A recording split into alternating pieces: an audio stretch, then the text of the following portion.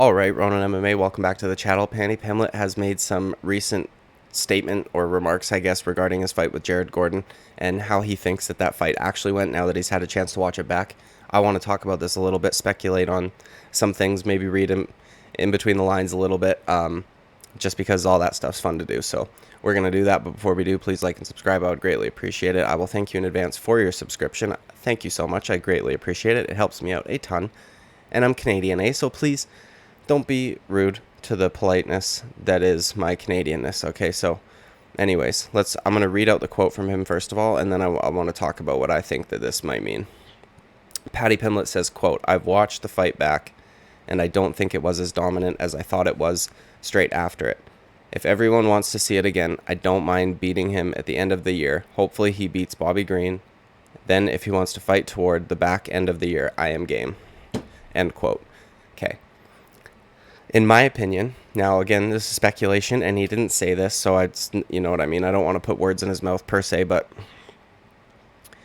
I think this is kind of his way of saying that he lost that fight or should have lost that fight without actually saying that.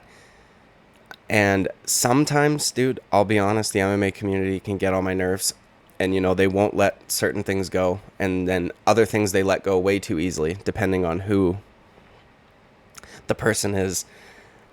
But with this one, I appreciate the relentlessness and the ruthlessness of the MMA community and not letting Paddy Pimblett go for a second and thinking that he won that fight. Now, there are people who actually think that he won that fight, like Nick Pete from BT Sports. But if you know, he's a Scouser as well, and he's always going to be a little biased towards those guys. And, Kenny Florian, of all people, I would have not expected this from him, scored that fight for Paddy Pimblett. After watching it back, still scored it for Paddy Pimblett.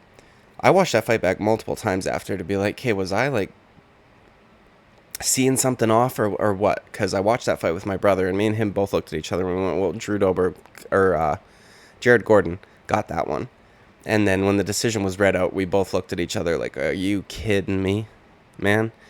It was very frustrating to watch. And Joe Rogan said something where he goes, to Bilal Muhammad, he says, I don't like when guys are able to get by just because they're famous or just by being famous.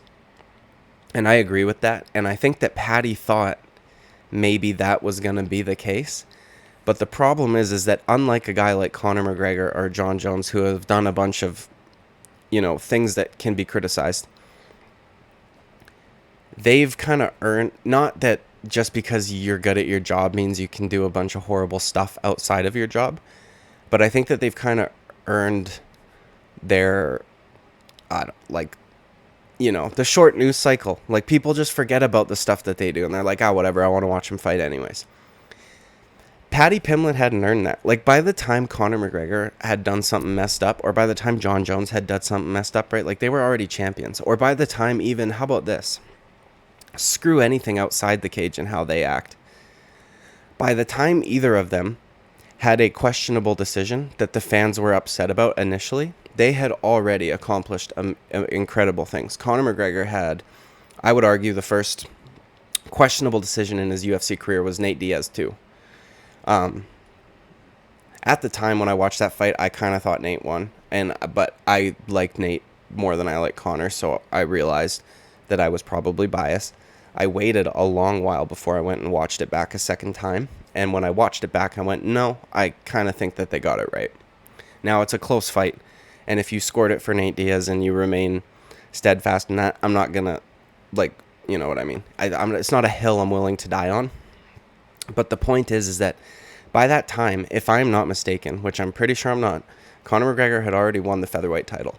So he was already a champion. He had already finished a ton of guys that a bunch of people thought were going to beat him. Like, people thought he was going to lose to Poirier. People thought he was going to lose to Mendez. People thought he was going to lose to Aldo. He did all these incredible things. And then he has a questionable decision against a bigger guy. And there were people that were upset about it. But it got forgotten about relatively, it didn't, besides the Nick Diaz army motherfuckers, those guys, they won't let that shit go. But I think most people kind of just whatever. Jon Jones there's been a few decisions that people would regard or think of as questionable. I think that there's only one, and I think that it's unfortunate that people have forgotten about it. But so if you go back to the first one, John Jones versus Gustafsson, the first fight, obviously, between those two. At the time, again, I thought Gustafsson may have done enough to win. After watching it back years later, I don't think so. But that being said, I think people may have just been like jaded by the fact that a guy who was not expected to do anything special in that fight gave John Jones the hardest fight in his career. But again, John Jones was already defending champion, had defeated multiple champions on his way up and all this stuff. And then you don't see another questionable decision until the Thiago Santos one. I don't understand how, like a split decision. I would have to go back over it with a fine-tooth comb. I've watched it leading up to UFC 285. I don't really see an argument for Santos winning 3 rounds. Maybe I just wasn't paying enough attention to what Santos was doing because I was kind of watching what John does in the face of a powerful striker. I don't really see that one for Santos. Again, if you scored it for Santos, fine, no problem. The one, though, that is very questionable is Dominic Reyes. But again, John Jones, 14 titles or whatever it is. People forget about it. People literally just act like that fight was not even close. Like, they'll just brush over it. His last time out, unanimous decision victory over Dominic Reyes. He lost that fight, man. But the thing is that, like, people forgot about it. Because, and it's not just that he's done so well up until this point, but it's like a very close fight at a championship level is going to be viewed a lot differently than something like Paddy Pimblett fighting Jared Gordon, man. Paddy Pimblett has not built himself up any, like, I don't even know what the correct term would be, but he just hasn't really given himself or done anything that would allow the fans to give him grace in times like these. So when you're seeing something like this happen with much lower competition, the hardcore fans that watch because they understand fighting and technique and all that stuff, they're not going to let it go, I guess, apparently, because you've done nothing. Like, your close decision came in your, third fight in the UFC against an unranked opponent, against a guy that you were supposed to absolutely run through. So if he had, like, made an incredible run and then all of a sudden, like, another one that is a good example, Sean O'Malley versus Petr Yan. Sean O'Malley, that's against the number 1 guy in the fucking world at the time, ranking-wise, okay? And Petr Yan's a savage, dude. That fight was razor thin. Either way, whichever way you scored it, that's fine. But razor thin. But it took the number 1 ranked guy to get Sean O'Malley to have a fight that close, which is incredible, man, because a lot of people were writing Sean O'Malley off. Paddy Pimblett hasn't earned any of that. He's fighting against an unranked guy. And then after a fight that he should have lost, he goes on about how dominant it is. He goes extremely hard on everybody who called it the other way. And I mean, there were a bunch of media members in that room that probably also gave that fight or would have given that fight to Jared Gordon. And then Paddy Pimblett's in there just shitting all over anybody who fucking scored it that way.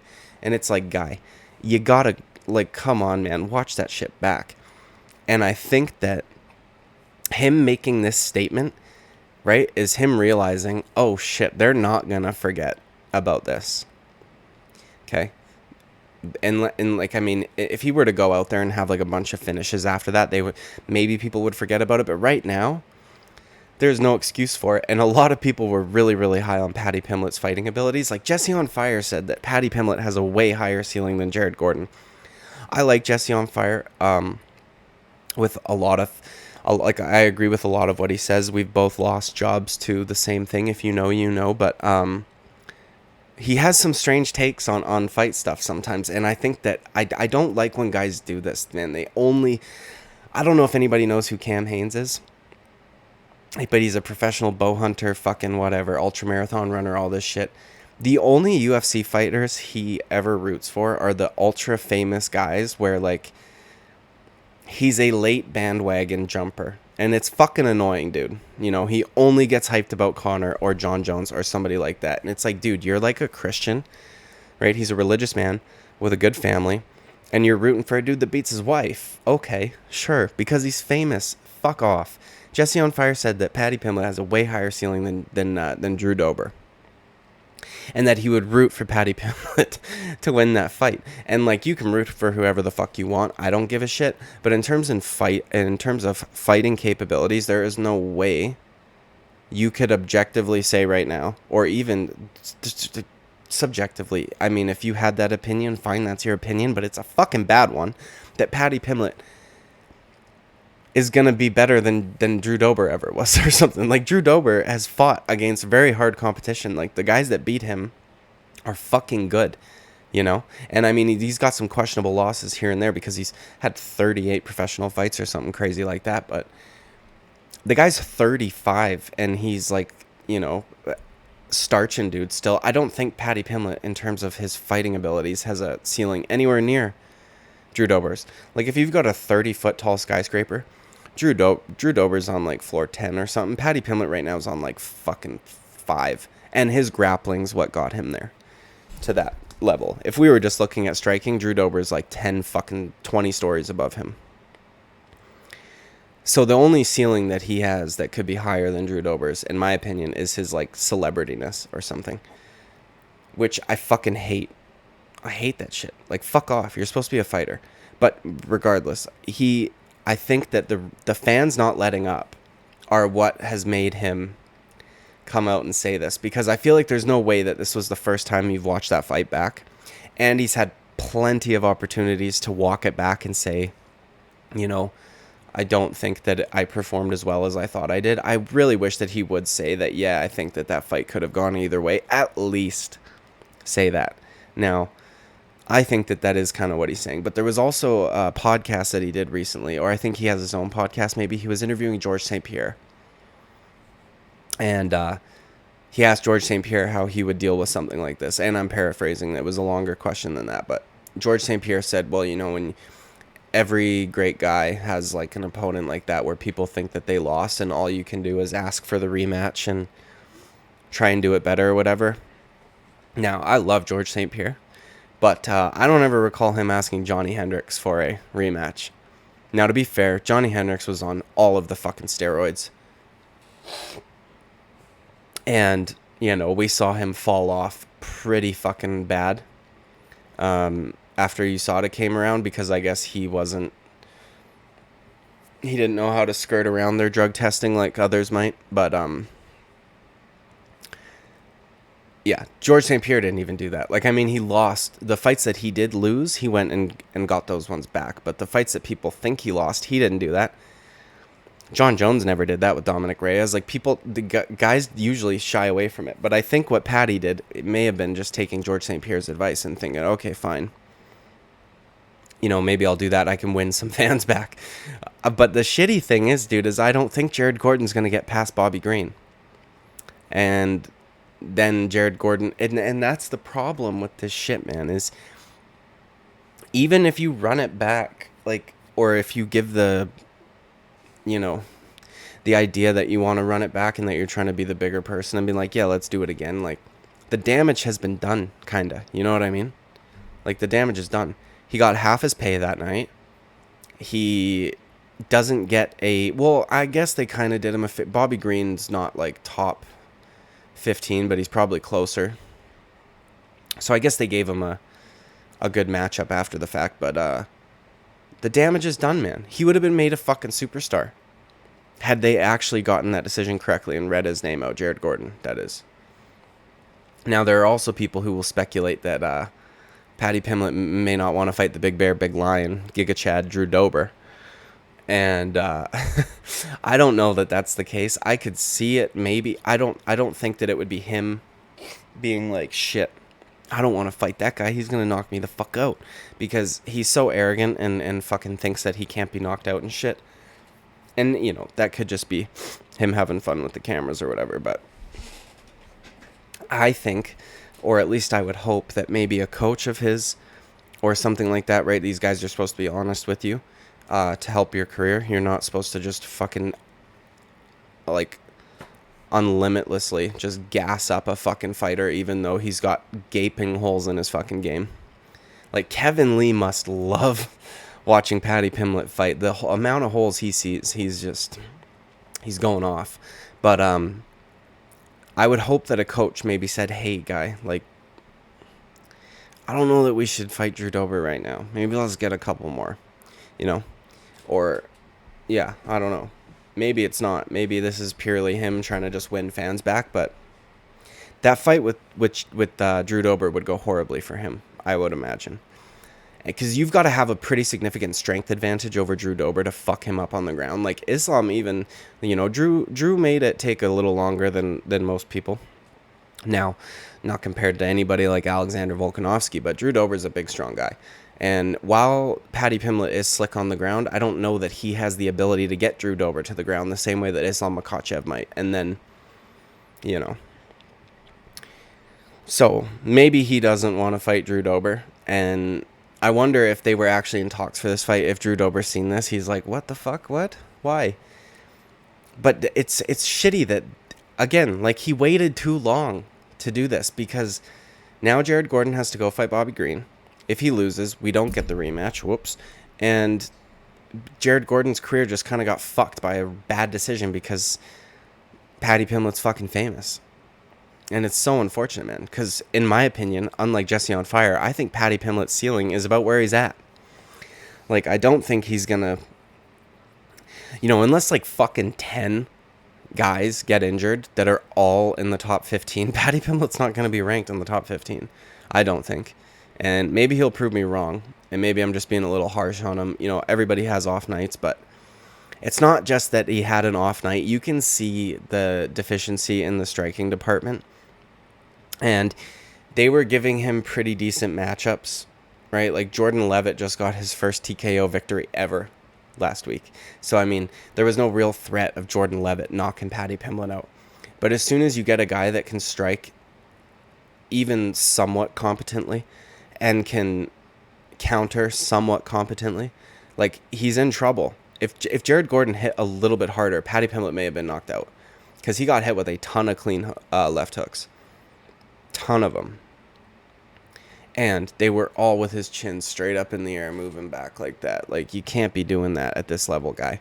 I don't know who you were fighting before this, but you cannot be doing that at this level. And you should not be doing that with 23 professional fights in your career. And I hope that his coaches are working on that. But I have the feeling that they've been working on that the whole time. And Paddy's just, you know, arrogant. And I'm not saying that to shit on him. You kind of have to be in this profession, but he's just arrogant.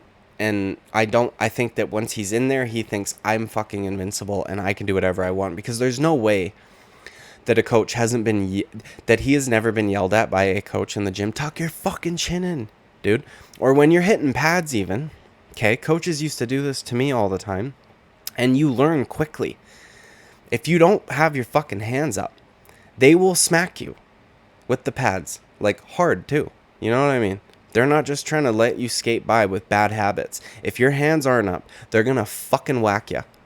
Especially if you're doing like tight pad work, like in the pocket shit, like hooks, uppercuts, and stuff like that. Now, if you're throwing kicks and stuff, like, there's different styles of striking, but he's in the pocket boxing range with this guy, and his fucking hands are down, his chin's wide. Like, no way, dude. No coach is letting you get away with that. So I'm kind of glad that he's came out and made this stance. I wish he may have been a little more honest with everybody about it. Like, I don't think it wasn't just as dominant as you thought it was. I think you fucking lost, and I think you kind of know that, and I feel like it would do him good if he were to just say that. But this is about as good as we're going to get. I guess it's better than nothing. And maybe he's been humbled by the fans not letting up. So good job, guys. Good job. And I got to do another video on a different Scouser, so I'll see you at the next one. And thank you again for your subscription in advance. I greatly appreciate it. I will see you later. Bye-bye.